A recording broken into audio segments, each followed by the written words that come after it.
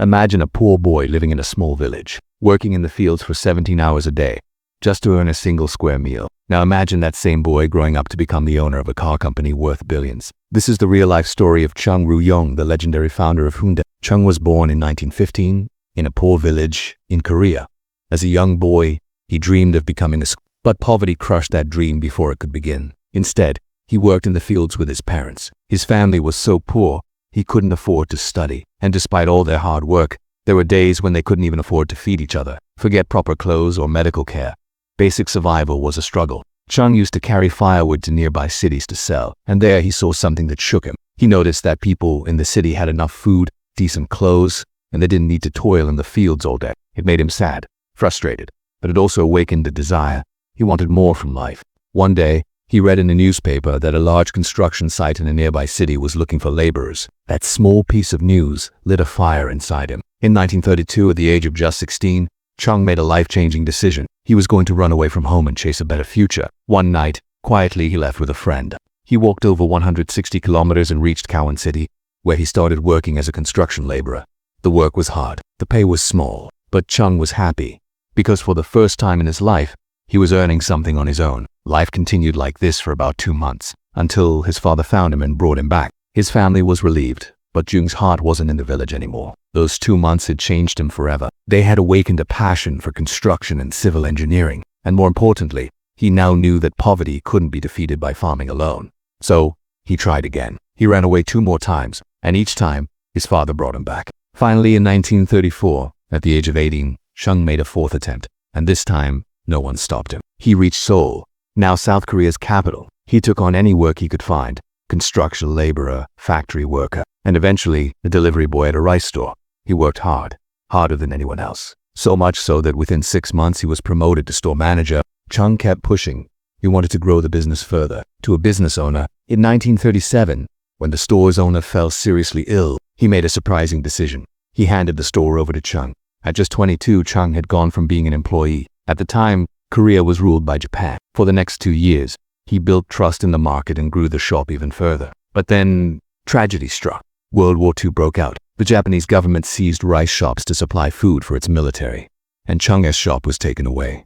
His hard work was destroyed in an instant. Chung was heartbroken, but he didn't give up. If I put my heart and soul into whatever I do, he believed, success will follow. He needed a business that the Japanese couldn't control. That's when he focused on car repairs. In 1940, he took a loan of 3,000 won and opened the deserviced garage, but misfortune followed again. Just a month after opening, a fire broke out.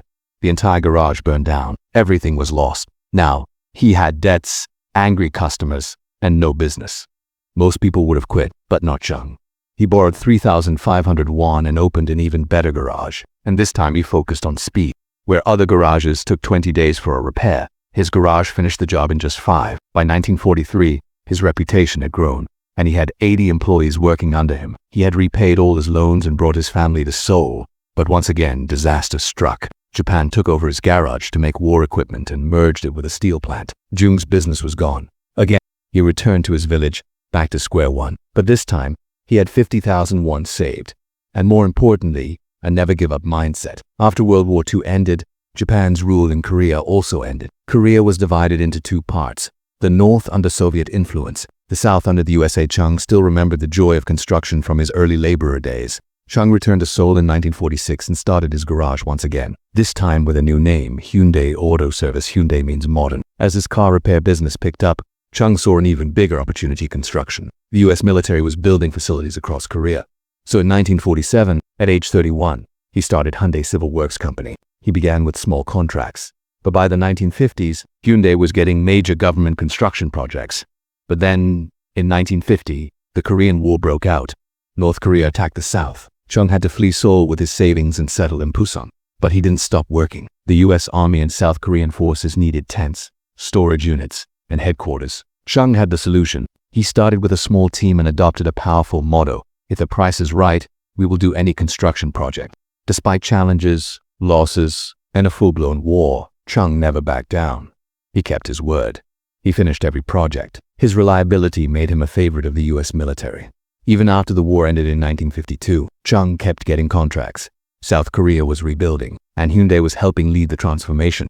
From roads and bridges to South Korea's biggest dam, Chung's company was behind it all. By the 1960s, Chung was in his early 50s and had built one of Korea's top construction firms. But he wanted more. He had built roads. Now, he wanted to build the cars that drove on them. In 1967, he founded Hyundai Motor Company. In 1968, he signed a deal with Ford to assemble Cortina cars. The joint venture ran smoothly for 2 years, until disagreements arose. Ford didn't want Hyundai to make its own cars, so Chung ended the partnership in 1973. He tried working with General Motors and Volkswagen, but they all refused to share car manufacturing technology. Finally, Mitsubishi agreed to help. The deal allowed Hyundai to produce and sell cars under its own name. Around the same time, the South Korean government called for a national car, affordable, reliable, and made entirely in Korea. In 1976, Hyundai launched the Pony, South Korea's first mass-produced car. It was a massive hit in Korea, capturing 60% of the market. But the total car market in Korea was just 30,000 cars a year, too small for big profits. Plus, the Pony failed overseas. Its paint would fade in the heat. It had frequent mechanical problems. Hyundai had been losing money for 7 years straight. People advised Chung to shut the company down, but instead, he surprised everyone. He planned to build a new plant, one that would produce 300,000 cars a year. The management was confused. Who's going to buy 300,000 cars? They asked. Chung saw the future. He believed that Korea's economy was growing, and soon, demand for cars would explode, and Hyundai's next generation of cars would be made for the world. The new plant opened in 1980, and in 1982, Hyundai launched Pony 2 with big improvements. It was successful not just in Korea, but also in Latin America, Africa, and Canada. Hyundai sold over 400,000 cars and finally became profitable. But one final challenge remained: the United States. The US was the most competitive car market in the world. Japan had already captured the compact car segment. American brands dominated mid and full-size cars. So Hyundai found a gap: the subcompact car segment. They launched the Hyundai Excel in the US, priced like a second-hand car, but brand new, with a 5-year warranty. It was a game. In 1986, Hyundai sold 170,000 Excels in the US. In 1987 to 260,000 cars. The Hyundai Excel became the top-selling imported car in America. No foreign car company had ever seen that level of success so quickly in the US market. And with that, Hyundai was recognized globally as a major player in the automotive industry. In the same year, at the age of 72, Chung retired and became the honorary chairman of Hyundai. His sons and brothers carried on his legacy, with the same determination, the same spirit. Today, Hyundai is the world's third-largest car manufacturer. In 2022 alone, it sold over 4 million cars. But the Hyundai Group isn't just cars. It has 42 companies. From elevators and IT to Hyundai Heavy Industries, the largest shipbuilder in the world. Because of Jung's vision, South Korea surpassed Japan as the top shipbuilding country.